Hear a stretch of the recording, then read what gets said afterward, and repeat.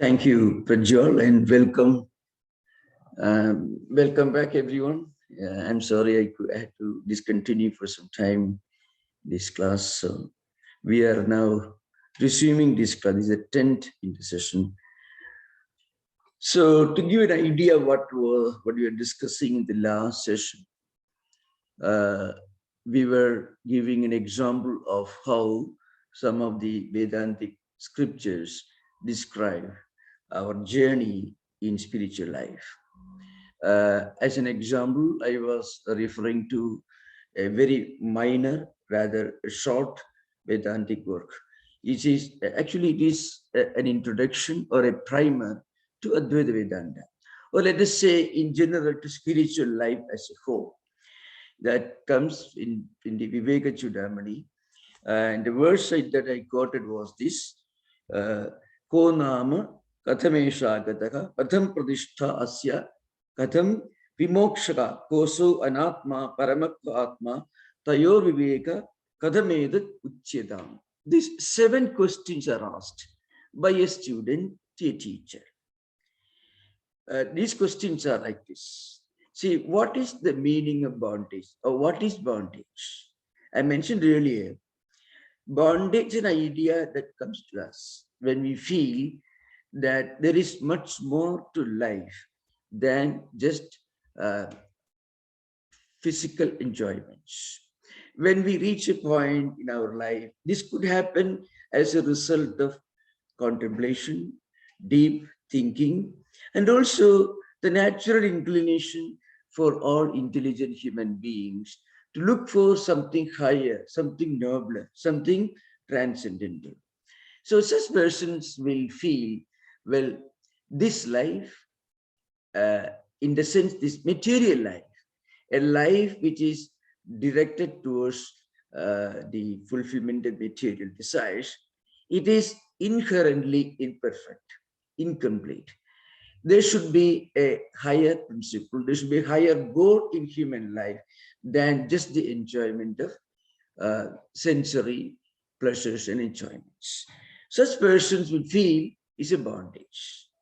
So what is this bondage? Then how this came about, and then how is it sustained, and what is the way out? What is liberation? What is spiritual enlightenment? And then what is the absolute reality, Atma, and what is the opposite of it? And how do we distinguish these two? How do we distinguish what is the higher eternal principle, and what is the opposite of it, the relative, the insignificant? In fact, we can find this in our life. There are many things that we feel which are more of paramount importance in our life. And there are certain things that we know, essentially we know that they are of a fleeting nature. They are essentially non-eternal. But how do we distinguish this? So this was the verse that we discussed in the last session. And of course, we discussed a few more other important verses.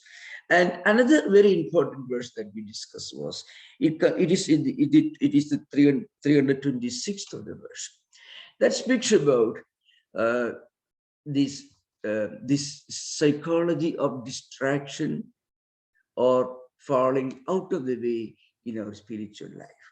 How do we encounter problems which take us away from our spiritual path?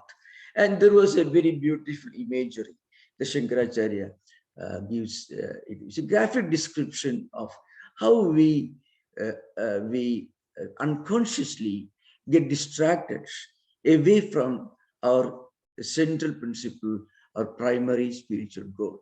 So this imagery, the story was given, let's say a little boy playing with a ball.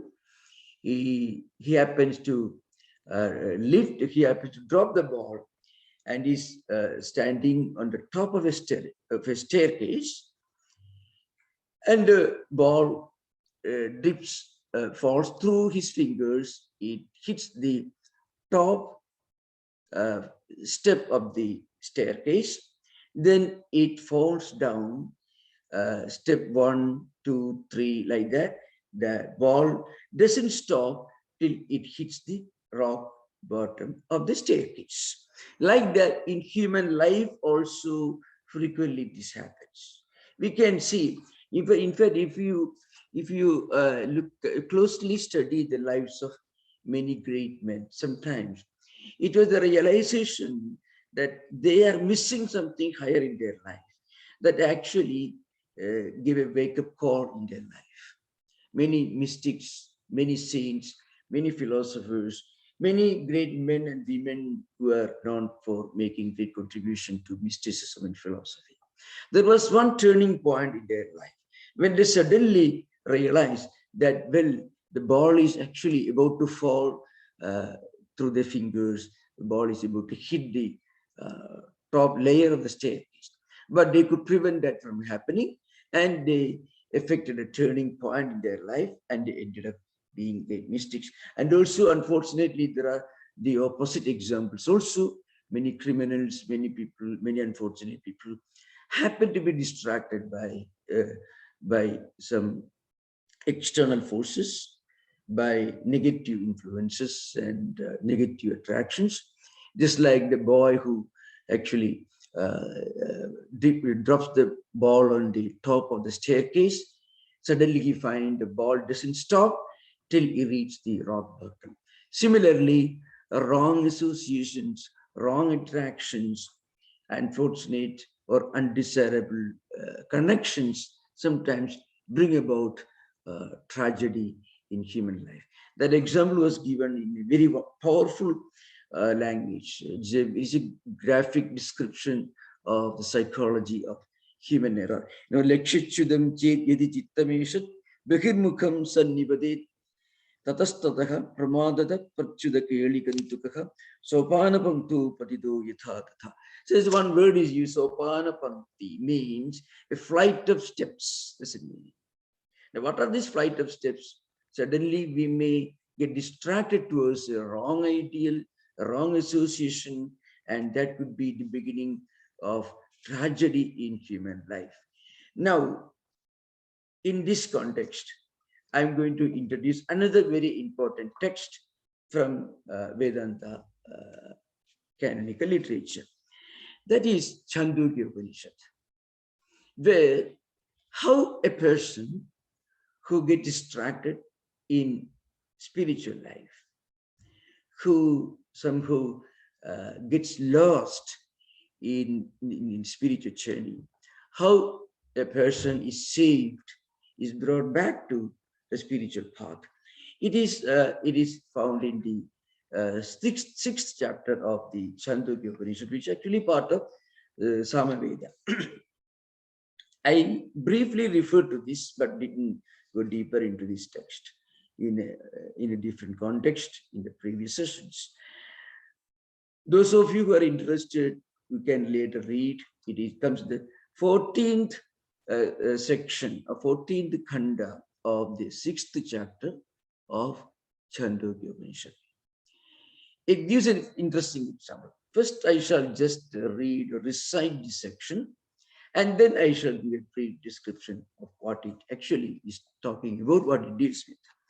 Yatha soumya purusham gandharebhyo abhinadhakshamaniya tam tato adhijane visirjit sa yatha tatra prangva adangva dhirangva pratyangva pratmatida abhinadhaksha anitaha abhinadhaksho visishtaha tasya yatha abhinahanam pramuchya Prabhruyat edam disham gandharaha edam disham praja idi sa gramad gramam prichan pandido methavi gandharaneva upasampadhyeda evameva ika acharyavan purusho veda tasya tavadevam chiram tavadeva chiram yavat navi mokshe atha sampatsi iti saya esha anima itadatnimitam sarvam tasatyam sa atma tattvamasi shetakido iti bhuya eva ma bhagavan vijñapayadu iti tatha Swami iti hovacha. Chaduddasha khanda.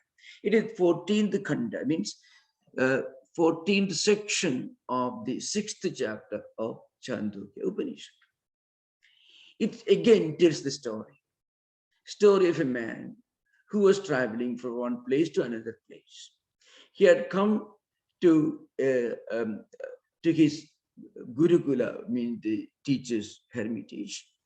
And after studying for 12 years, he's going back to his spiritual home. Now, on the way, what happens? He is ambushed. He's walking through this forest road, and on the way, he was ambushed.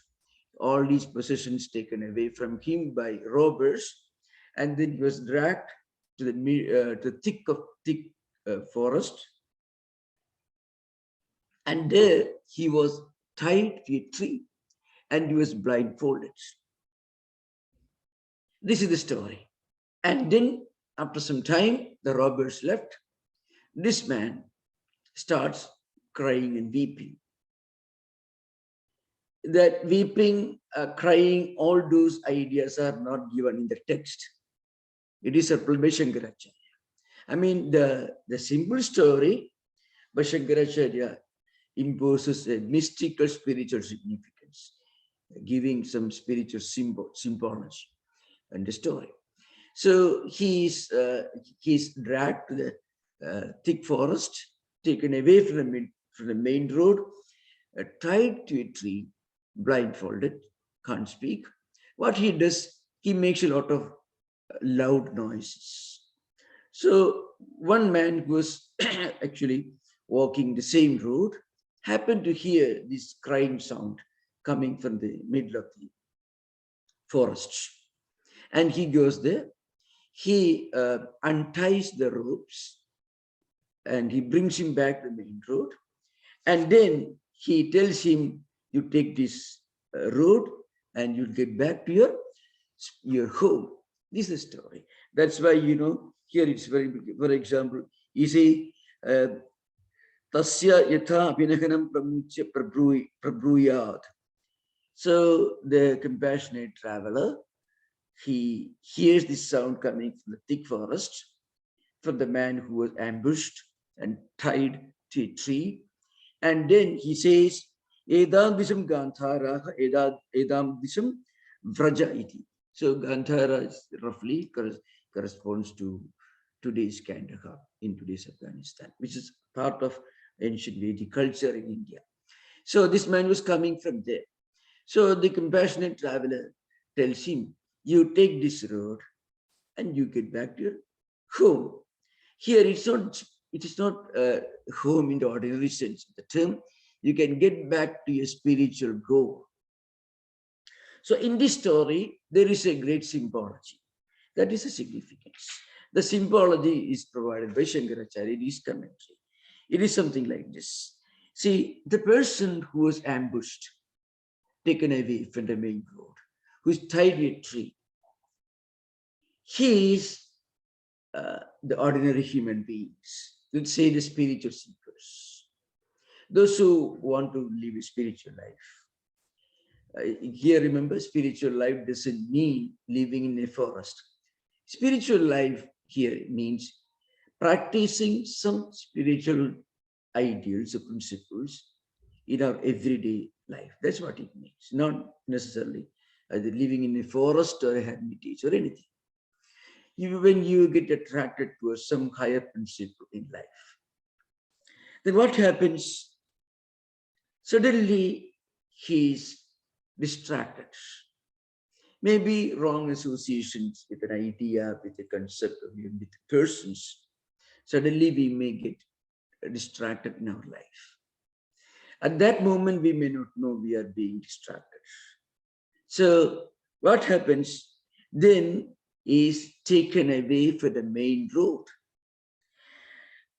Who are the people who ambushing him?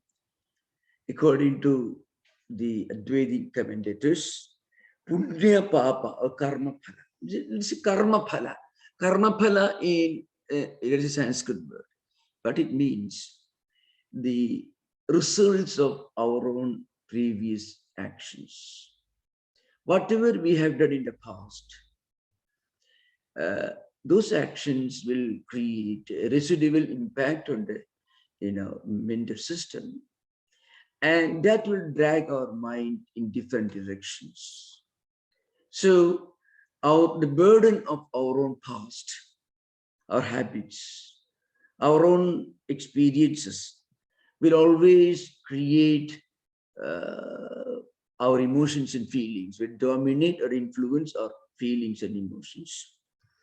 And they may not allow us, maybe in our baggage of samskaras or impressions, there are good samskaras, and there are also maybe bad samskaras.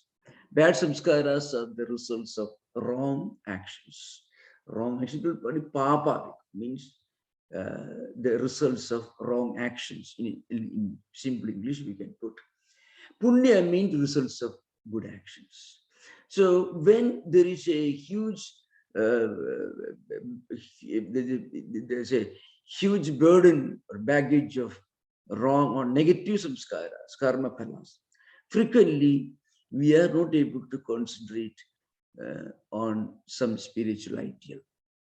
We feel disturbed. We feel shaky all the time. That's because the stock of good samskaras is not enough. So we should generate good samskaras through good actions, reading good books, associating with people whose association will help us to develop good emotions and feelings. So when we try to generate good samskaras, good karma phalas, then distractions will be less. So robbers correspond to wrong samskaras, negative karma phalas, as we call in Sanskrit. And then, as I mentioned, this man was blindfolded by the robbers. And blindfold is a piece of cloth. That is our own delusions, our attractions towards worldly desires. Attractions toward worldly desires, in a sense, infatuation or certain desires, certain attractions which spiritually and psychologically make us slaves. We want to get out of them, but we cannot, putting us in a state of total helplessness. So that corresponds to the piece of cloth by which our eyes are bound, so we cannot see what is going on. So the wrong karma phalas create a blindfold, and we get attracted towards wrong things, and we are dragged away from the main road of spiritual life. And then our own obsessions with the world, our own obsessive desires for worldly enjoyments, it corresponds to the ropes by which we are tied to a tree in this story. So the only way out is a person should develop a desire for spiritual enlightenment. It's called a mukshuttu. So in the story we found this ambushed version. He is making a lot of noise. He cries and weeps. And in fact, in Shankaracharya's language, he has very graphically put this crying sound. I can just, interestingly, you can find. He says, Aham amushya putro mama ide bantavaha sukhi aham dukhi mudha pandido dharmigo bandhuman jato mrudo jirna pabi putro me mrudo dhanam me nashtam ha hadosmi katham jivishyami ha me kadagidikam, etc. So me kagatihi kim me tranam, like that. So what it means is, I'm happy now, I'm unhappy after some time. I have plenty of money now, and again my money will be lost. So I go through these changing cycles of extreme enjoyments and extreme tragedies. This is the predicament of human life. So how do I get out of this? So these are the into this in a very pictorial, in a graphic style, Shankaracharya puts these ideas into these Upanishadic mantras. What it means is the man who is distracted from spiritual life, who is forcefully away from the main road of spiritual pilgrimage, he makes a lot of noise. So in spiritual life, one important quality that is necessary is a strong desire for higher values, a strong desire for spiritual emancipation. It's called mumukshutva. So suppose this poor man, this pilgrim who is dragged away from the main road, if he simply keeps quiet, suppose in the thick forest where he's blindfolded, he's tied to a tree, his possessions taken away by the robbers, suppose he keeps quiet, he doesn't make any noise, then nobody is going to save him. He should make a lot of noise. He should make a lot of cries. So in the classic language of Shankaracharya's commentary, he says, he says, for example, he says, Aham amushya putro mamete bantava sukhi aham dukhi mudha pandita, etc.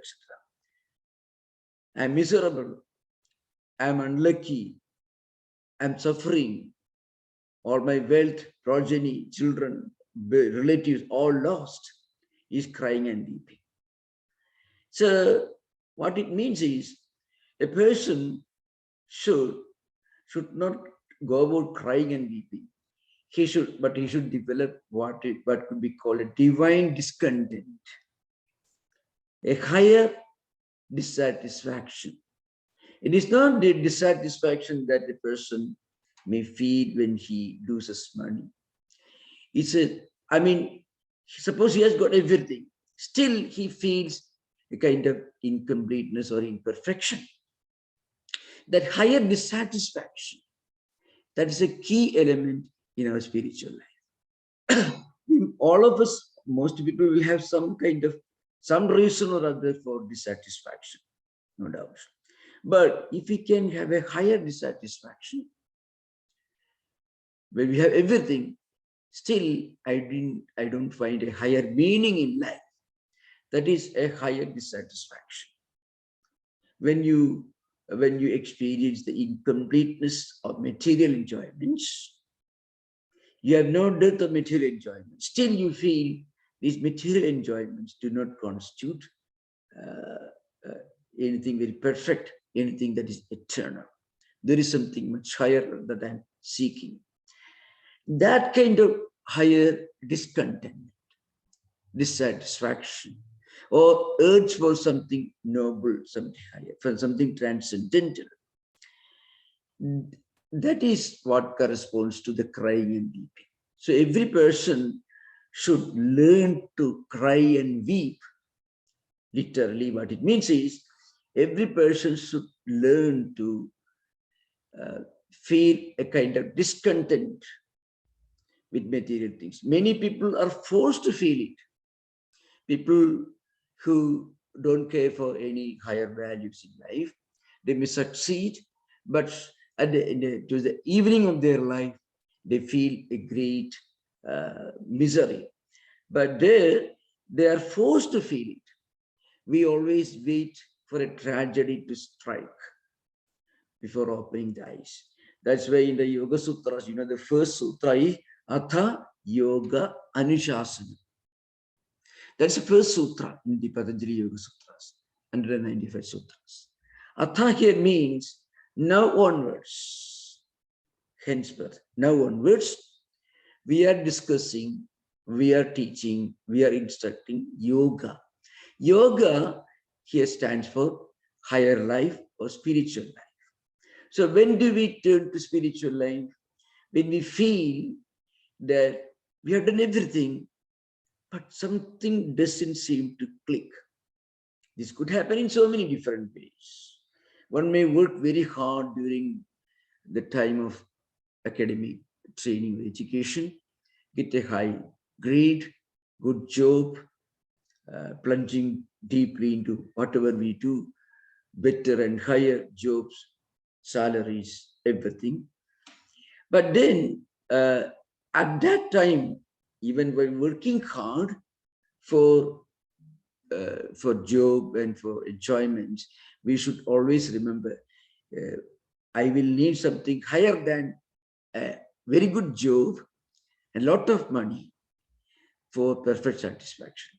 For real satisfaction in life, I will require something more than money and job.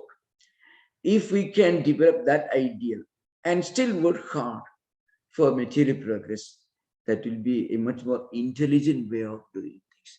Otherwise, we will wait till some robbers come and take us away from the main road. In this story, the pilgrim was walking along the road, and he didn't care for anything.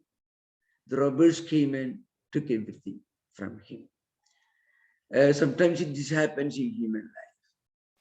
We work hard, we succeed a lot, we make a lot of progress, but finally, at some point, we are forced to feel, we are compelled to feel this dissatisfaction.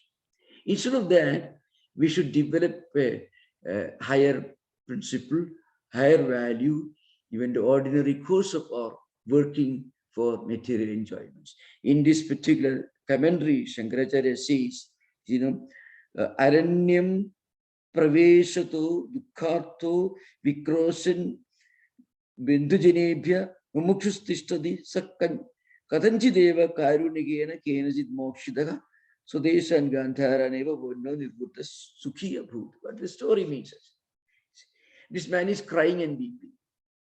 When he cries and when he weeps, then this traveler who was walking along the road comes and rescues him. Here, one important point is the traveler corresponds to a teacher, a spiritual teacher. So the compassionate traveler who heard this noise coming from the thick forest, who stops and pauses for some time, then goes in the direction of from where the place from where this crying sound is coming. He approaches the poor ambushed man.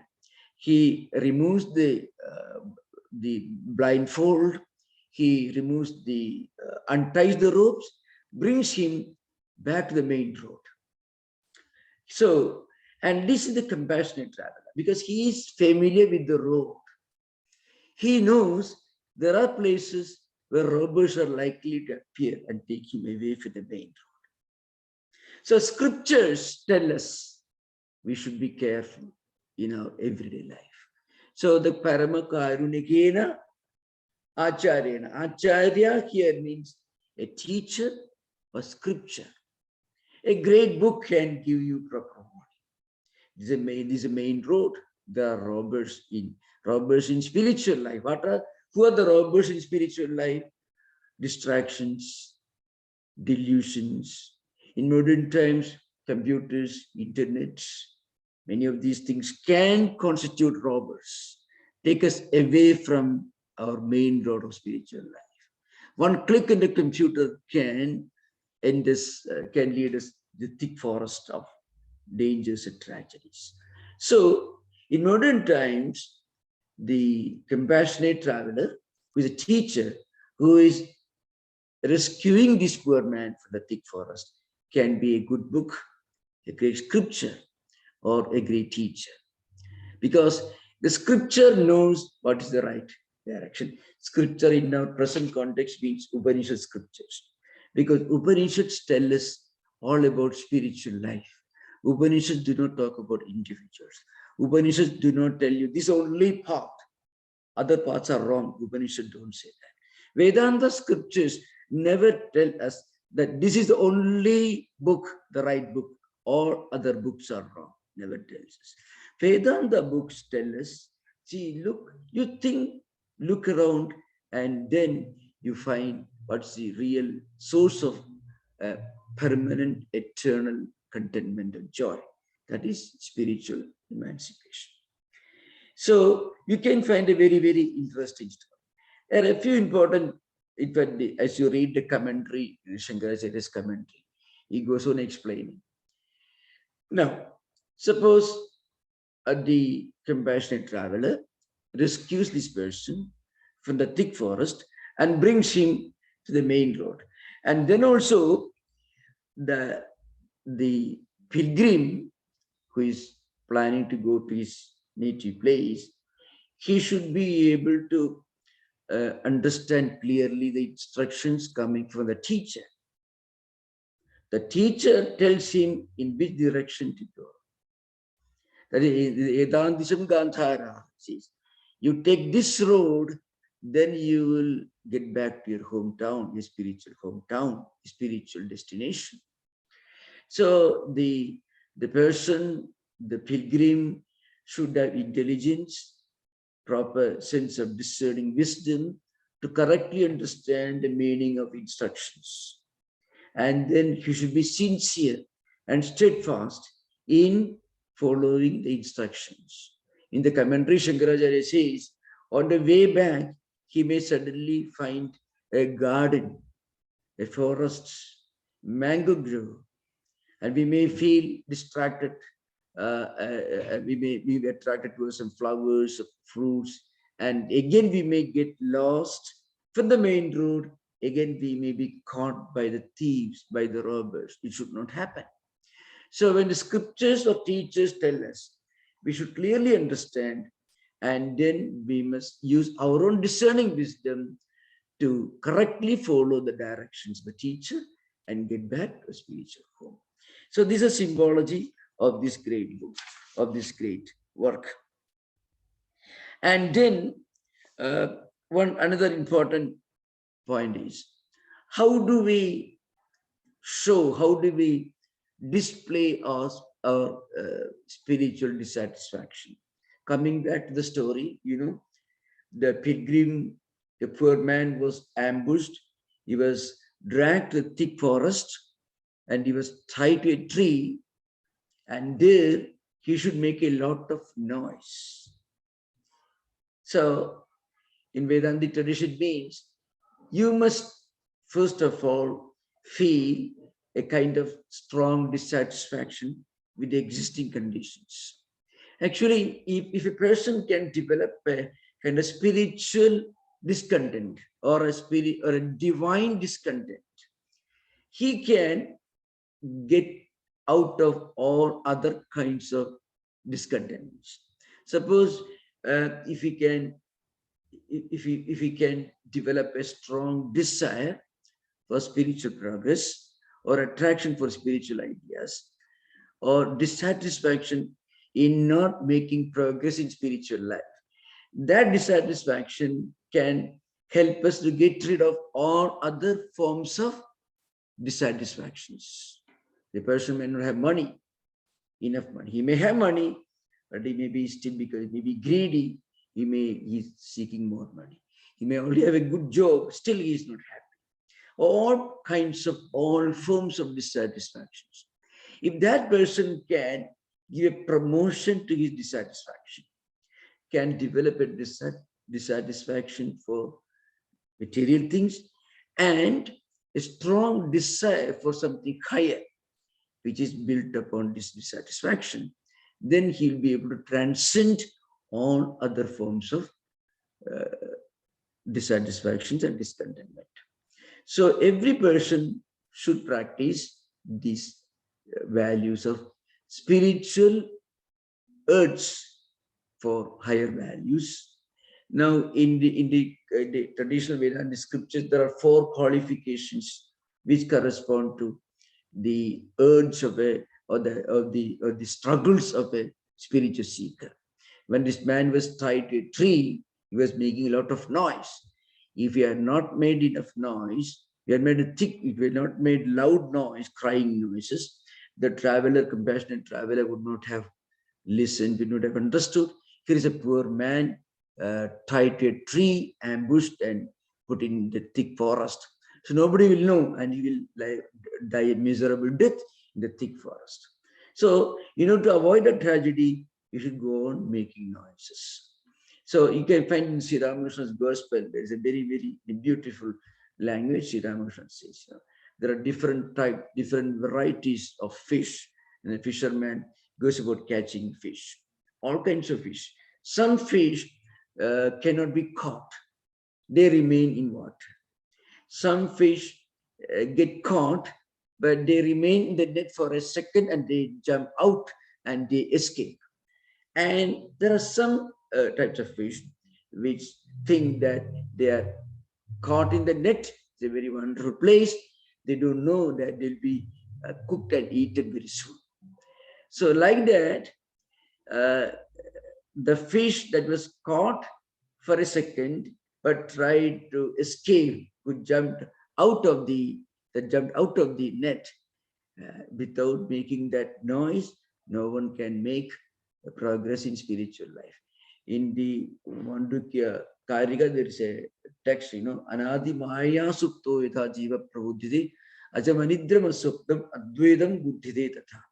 So those who do not develop this struggle or the desire for spiritual values, spiritual ideals, they are in deep slumber. On the one hand, it is deep slumber. On the other hand, when they suddenly get up, when they look at the world around, they feel miserable. So even when we are in waking state, we should cultivate some higher values. Some intellectual interest in higher values itself is a great blessing. Some kind of intellectual interest for higher spiritual values. It could be cultivated by reading books. It could be cultivated by listening to ideas, or maybe associating with people who discuss spiritual topics. All these are different ways of intellectually connecting, intellectually getting hooked into some spiritual ideas that will always help us in facing the realities of material life. So this story is a very, very famous one. It has got a deep spiritual symbology and a great significance for all people in modern times. It's not asking us to go into thick forest and sit under a tree for meditation. What it says is, along with our ordinary life situations, everyday life situations, we must cultivate some higher values, some higher interest in transcendental spiritual values. This is the essence of this story. Now we can have interactions. You are most welcome to ask questions based on what we discussed. Okay, thank you. Namaskar.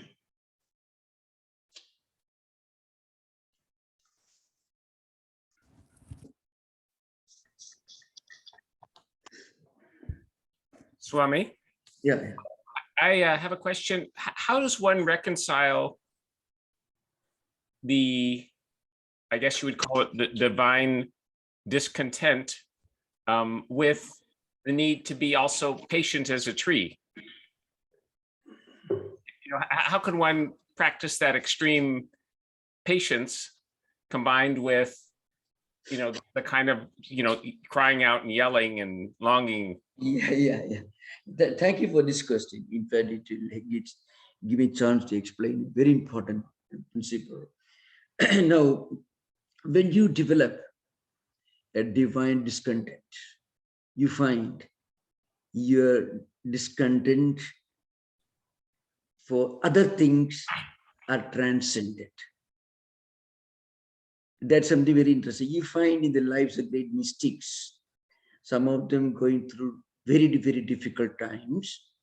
Some of them, sometimes, they were subjected to even physical torture in the lives of many mystics, or other forms of difficulties. They were not bothered, they were not deterred by any other kinds of problems, because they were going through them, but because they have this overwhelming transcendental discontent, they could actually get rid of. They never felt the weight of other problems. This is a very important thing to remember.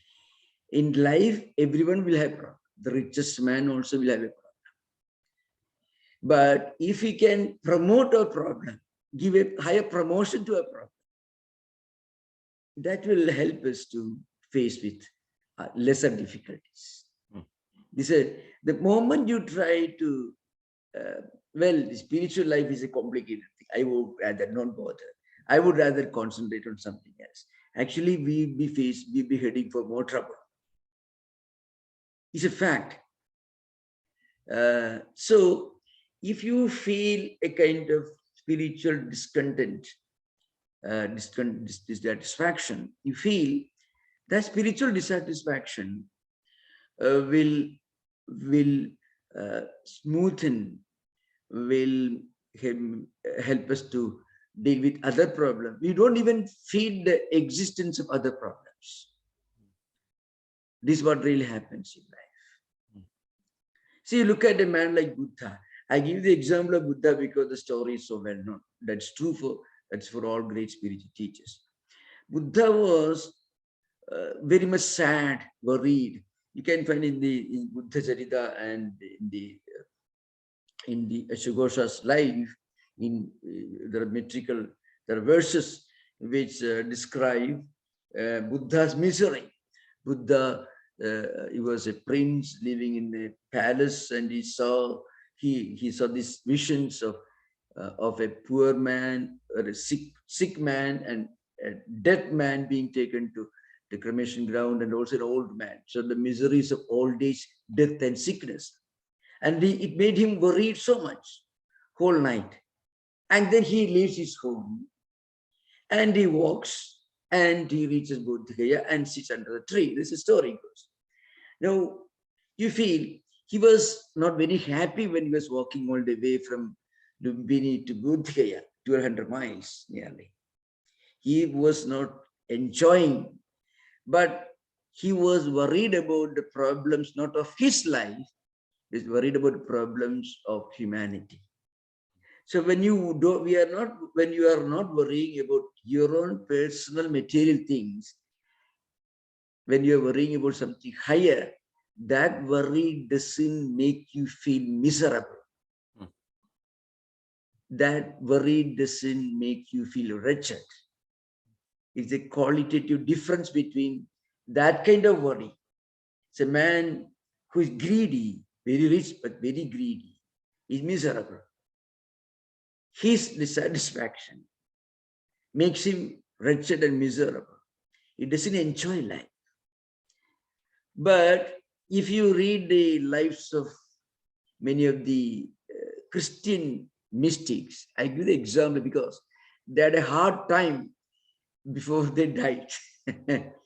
Many of them were recognized when they were alive, like St. John and all, St. Joseph and many others. But many of them were recognized only post-mortem, after their death. So when they were actually living in this world, it was a hard life. But they were not feeling wretched. Again, example is St. Teresa of Avila's example. She had always gone through a difficult time, but she always, there was a joy, the inner blissful feeling that she was communicating with Christ, God, that idea comes. So you find that kind of dissatisfaction is qualitatively different from the dissatisfaction of a very greedy man who is not satisfied with what money, what wealth he has already accumulated, looking for more. There is a feeling of being wretched, being miserable, being let down when a person is suffering worldly discontent. That's different from spiritual discontent. It's an important thing to remember. That's why many people look for look for higher values, not because they have reached nirvana or anything, but even the struggle for some higher meaning in life. Even an attempt to find out the meaning of life as a whole, they may not have reached that goal, but in the struggle, maybe sometimes unsuccessful struggle, even an unsuccessful attempt is satisfactory in a higher sense. It doesn't make you feel wretched. This is an important thing. Am I right? Don't you Don't you think so? Yes, Swami, that's a very unique. I haven't heard that perspective. It's very enlightening. Thank you very much. Yeah. Yeah, and there is another psychological. I often take the whole thing from the standpoint of spiritual psychology. Something interesting about it. See, if you look at the lives of these great saints, what they underwent, what struggles they had to go through, where did they get the strength to withstand those difficulties, struggles, and then persecutions, excommunications, in some cases, even the superior abbots of their own monasteries were not very good and very kind-hearted towards the novices. If I read the life of many of the mystics, you find.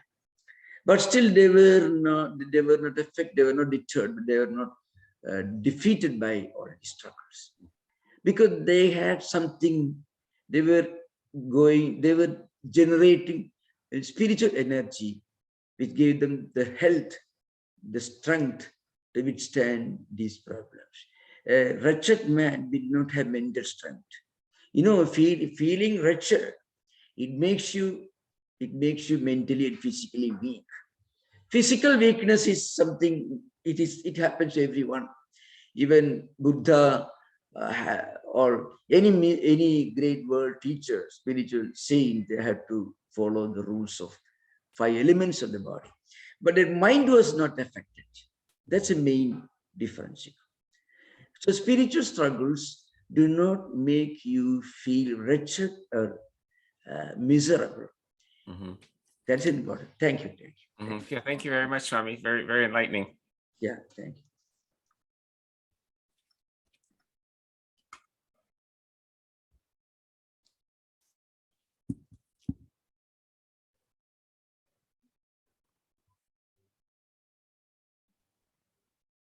Sriram, please ask your question. Unmute you. Yeah. Swamiji, will you be discussing the Tattwabodha part of this? Tattwabodha. Yes, Yeah, the Tattwabodha we will take it. It's a very small primary book. Vivekachudamani is much more comprehensive. We have discussed something much superior, but Tattwabodha will discuss at some point. It contains important definitions. We'll discuss some point. Swamiji, when you talk about the concept of Ishvara, in the Tattwabodha sense, there is the Jiva and the Ishvara, and then there is the Virata and Hiranyagarbha. And what is the concept, and how are we to employ it for spiritual growth? Yeah, I shall discuss this, but this is, of course, it's not directly related to what we are discussing just now. I shall try to link what you asked with the subject right now. Yes. Now, you see, coming to the subject that we discussed, this ambushed man, the pilgrim who was dragged the thick forest, he must have been, if he was a theist, if a devotee, he would be praying to God. No doubt about it. Okay. So those experiences will give a spiritual seeker a strong intensity of spiritual aspiration, and that intensity will help him to sublimate all other problems. Coming back to the subject, the word Ishvara used in Vedanta, when Brahman is reflected through cosmic Maya, the cosmic reflective medium, is called Ishvara. The same Brahman, when reflected through avidya, through the mind or buddhi, it's called jiva. So Ishvara is a concept that is not negated when you get Atmanubhuti, as Vedanta says, but the Ishvara ideal is sublimated. The moment you talk about Ishvara in Vedanta, you always think of him as the creator of this world. So long as we have the feeling of this world being real, our body being real, So long as we live at that level, the only idea of God we can think of is the God, the creator of this world. That is not negated in Vedanta. That is only transcended. So when in Advaita tradition, actually the episode that we discussed today, it is part of the Tattwamasi Mahavakya Vichara in the Chandogya Upanishad. And at the end of this story, actually the teacher tells the disciple that you are not this physical body. Saya Esha Anima Aidudatnimitam Sarvam Tasatyam Sa Atma Tattwamasi Shetakido Idi Buya Eva Ma Bhagavan Vijnapayadu Idi Tasome Idi Hovacha. This is the end of the 14th Khanda, 14th section.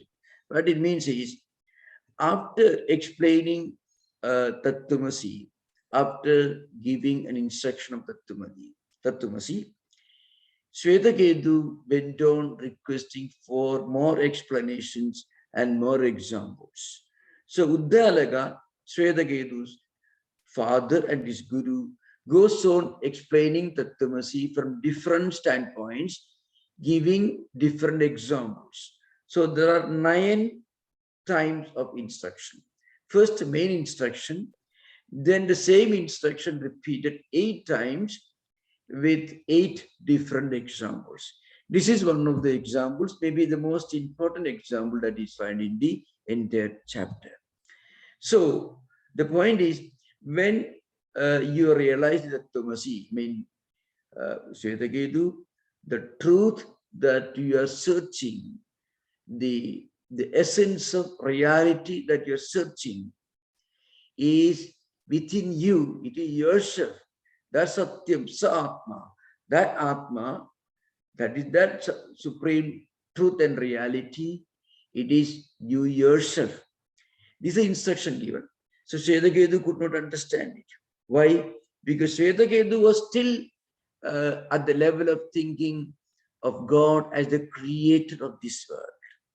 Finally, with the 16th Khanda, with the 8th illustration, Swetaketu could understand, he became silent.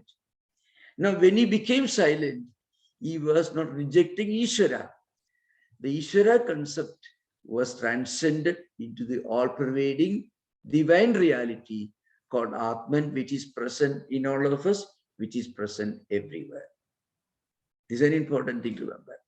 Of the discussion right now is Advaita Vedanta. In Advaita Vedanta, Ishvara is not rejected. Ishvara is only transcended. In fact, if you take interest in Advaita Vedanta, your devotion to Ishvara, the puja or the ritual you're performing in a temple or in your home, the japa, all the rituals, or anybody, whatever religion we may belong to, whatever religious traditions we may belong to, those practices, whether prayers or confessions or church, a church or a synagogue or a temple or wherever it is, that practice will become much more intensified, much more real. We feel an intense intimacy with the supreme reality of Ishvara, whom we are praying to. So remember, Ishvara is not rejected in Advaita Vedanta. Ishvara ideal is transcended. Means you get a more complete realization of the supreme truth. That's me. Okay.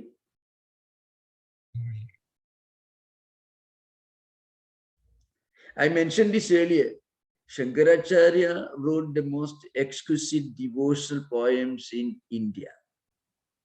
And he was not Advaitin. He was telling God is not in the temple alone, he's everywhere. Shankaracharya was teaching all the time that God is not in the temple alone. God is an all-pervading divine reality. God is within you, Atma. But the same man wrote the most moving, most exquisite devotional poems in Sanskrit language. So Advaita only makes you a better and higher devotee.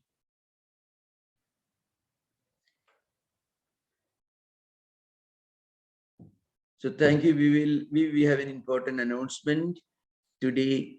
We have one important celebration next week.